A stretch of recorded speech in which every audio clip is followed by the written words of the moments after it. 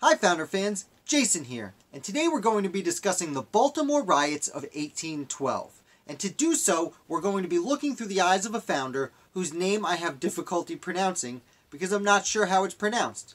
His first name is James, and his last name is spelled Lingan.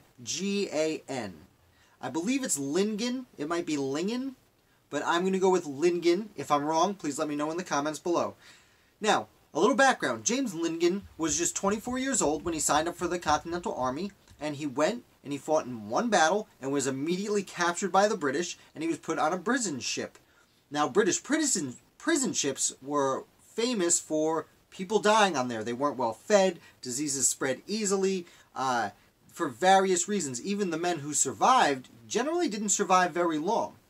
Lingan, fortunately, despite being there for at least 4 years, we don't know exactly when he was released, but there's evidence that he was there from 1776 until at least 1780.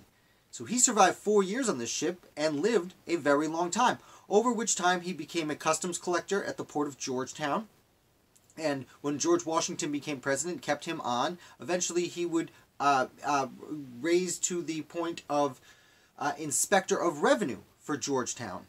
Furthermore, he joined the militia, and he was in the Maryland militia and became a brigadier general by the time War of 1812 started.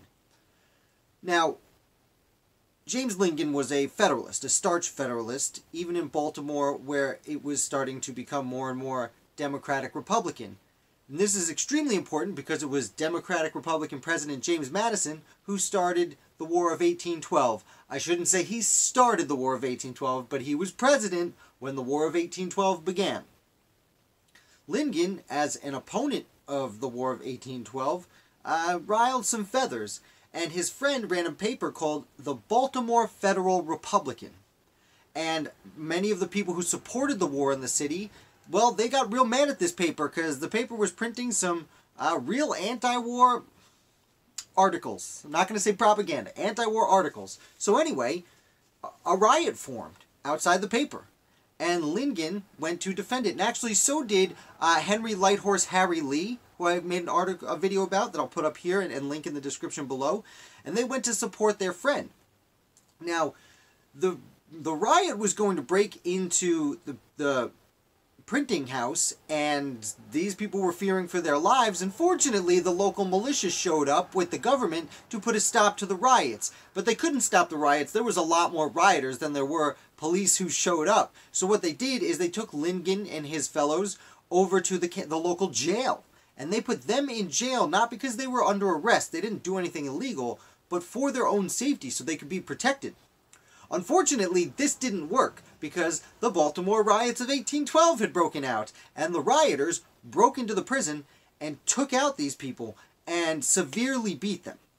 Now, Lingan tried to stop it by showing a scar that he had gotten during the war. He was like, no, look, I have a scar. I'm not entirely sure where on his body it was. We'll say it's right in his face. Look, I got a scar during the American Revolution. I'm a patriot. Like, we might have political differences, but like, no, you can't hurt me, I'm a patriot.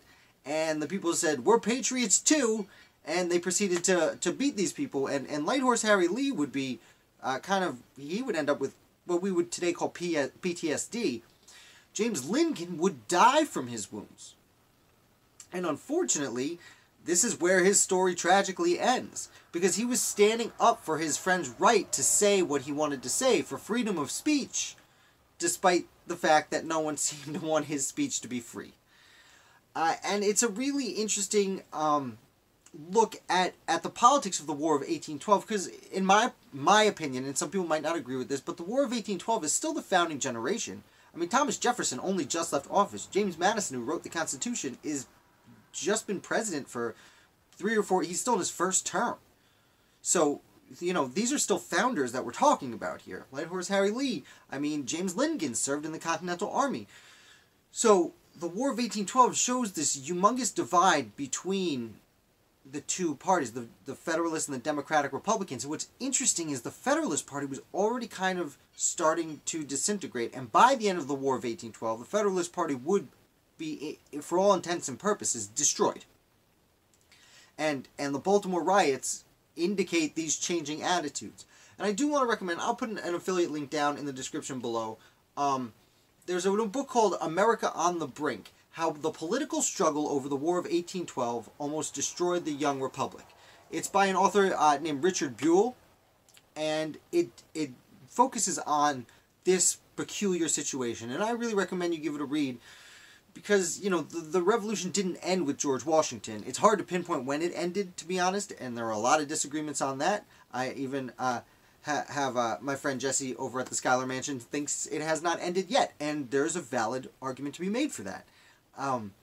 But the War of 1812 is a very interesting part as the founding's coming to its conclusion, and I highly recommend America on the Brink. I'm going to leave it for that. Thank you very much. This is the last video for the week, except I'll have a live video tomorrow to discuss the articles I wrote last week. Please hit subscribe and the notification bell so you can find out when I go live. I'm thinking about 2 o'clock. I really hope you can join us. Until then, if you would hit like, I would really appreciate that, and I will see you next time.